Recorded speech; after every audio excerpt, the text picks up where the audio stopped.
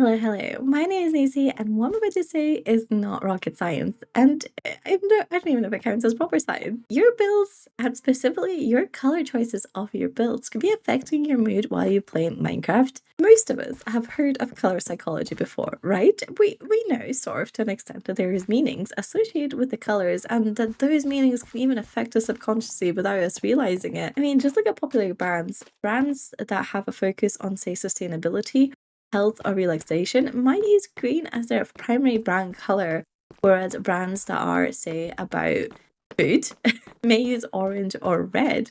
As apparently that boosts your appetite and raises excitement levels and things like that. And like, I'm no expert on fast food brands, but I could name a few that have red, orange, or even yellow in their logos. So you guys might ask, what is the point of this? How does this relate to the way you play while playing the game? Well, a lot of us want to have a forever world, right? Forever worlds are still in fashion, and I honestly hope they never leave. It's such a fun concept. And I have been working on this world for 2 years now. And in my time, I've realized there's been certain projects that made me a little bit more depressed, sad, and other kind of negative emotions while I was working them than others. For example, this massive creeper farm. I'm not saying it was the creepers blowing me up or the fact that it's just it's quite complicated shape to freehand. Yes, I freehanded it. It could have been the hundreds, if not thousands, of grey blocks I had to place there. They could have been affecting my mood. And I can only imagine that living inside a base that was consisting of, mostly these sort of blocks, oh, that shivers down my spines. Like, think of it as real life. Your Minecraft world is your home. IRL, you were living in a home with absolutely no color. Would you be happy?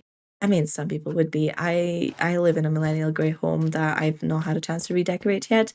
Yes, it does weigh on my spirits. But conversely, to some builds that made me feel a little bit depressed while working in them, there were certain ones that really sparked joy as well. Like this little hallway that has different shades of pink kind of hanging down, pinks, reds, and oranges. And even though we have heavy grey here, we kind of offset it with a little bit of color over here. And of course, seeing leaves and the sky also helps. Just imagine working in a place that had no windows and you were stuck in a grey office with fluorescent lights all day. Yeah, I've been there. I don't love it. And in fact, the place that brings me the most joy in the whole world, it literally in this world, is this little area over here. And I must have shown it off about 100 billion times in my videos, but how can you not be happy standing in this little forest full of bright colors like yellow, orange here, and a pumpkin? We have little flowers everywhere, and like a grey sadness, but it kind of works to juxtapose. I don't want to go out and say that you shouldn't build in bases full of grey and black and even white blocks or brown blocks, whatever you pick, that is not bright and vibrant because it'll make you sigh. That's not what I'm saying at all. I want you guys to think about your bases and your worlds in a more like this is my home fashion. You could have one sad emo room. Would you have your entire house be sad emo rooms? Perhaps you will. If that brings you joy, more power to you. I just like you guys to think of this as a conscious decision because it's one of these factors I've never seen anyone speak about, but it actually does have a very strong, significant weighing on how you feel about the game, how you feel about your world, and perhaps even how long you play in it for. Well, that's basically my main point, but let's talk about color psychology for a second because I think you do need to understand a little bit about it to kind of be able to make informed decisions about your world and your base. And here are some common associated meanings and feelings with colors. Wait, just to interrupt myself. Common here is in very loose quotation marks. Color psychology actually depends incredibly heavily on culture and personal experience. So these color meanings I'm about to describe are coming from a sort of standard Western perspective, if you can call it that. Certain colours are going to mean completely different things in certain cultures and to specific people. So you might need to pause and do some research or examine how do specific colours may affect you personally based on your culture and your upbringing and everything you've gone through in life. Colours like red often signify passion, energy, and danger, like blood. It's also one of the colours that is the hardest to ignore, which is why you'll see in a lot of thumbnails. Yellow and orange are often associated with warmth, creativity, the sun, and other things like that, although a lot of yellow can be overpowering, almost like looking directly into the sun. Pink is often associated with affection, love, And these are really sweet emotions, although I totally get it's not everyone's cup of tea. Green is, of course, associated with nature, with calm, relaxation, and sometimes jealousy, believe it or not, jealousy and possessiveness.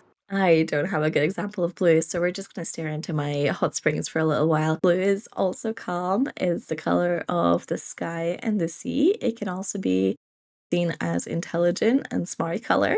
Brown is associated with the color of the earth. It's seen as stable, dependable, sometimes a little bit rustic, maybe, and simple, but it's definitely natural. And while you were thinking black could be a depressing color, and it certainly can be, it's also associated with formality, with power, with sophistication. There's a reason a lot of luxury brands use a lot of black. And white, which I've used a lot in my base because it's such a neutral color, can be associated with cleanliness, but also with it feeling sterile. It could be innocent and honest, or it could be fairly boring and blank, and it's really what you make of it. And you'll notice that all these colors have got both positive and negative connotations, so it's really up to you and the way you use those colors to get the feeling you want to achieve, which sounds tricky, but it's one of those things when you see it, you'll just feel it. If you have a base full of red, you might have overdone it and have been sending a lot of dangerous signals to your brain. But the same way that a base full of blue, it could be a little bit depressing and lonely feeling. And a base full of only black, well, it's a bit dark, isn't it? There's also a lot more visual things that could be impacting the way you feel about the game. There's things like the psychology of shapes. Believe it or not, different shapes have different meanings that you may feel subconsciously, and other factors such as how spaced out or clustered everything is, whether something feels cozy or crammed. There is a lot of different factors as well, but I'm no expert at those, so I'm going to leave it here for today. Please let me know if this made you think about your base. I definitely had like an eye-opening at some point during this world and chose to build in things that spark me joy. But again, I'm a lover of bright colors, so this is all subjective. It's just to get people thinking, because I think you'll find a base that makes you feel depressed or overwhelmed will be the one that you're probably not going to play more than 2 weeks in. Thanks for watching, and bye bye.